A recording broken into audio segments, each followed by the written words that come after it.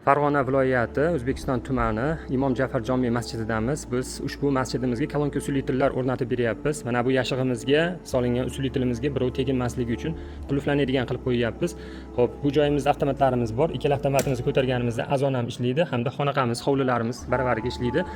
Domla kelib azonni chaqirib bo'lishganlaridan keyin azonni o'zini o'chirib qo'yishadi.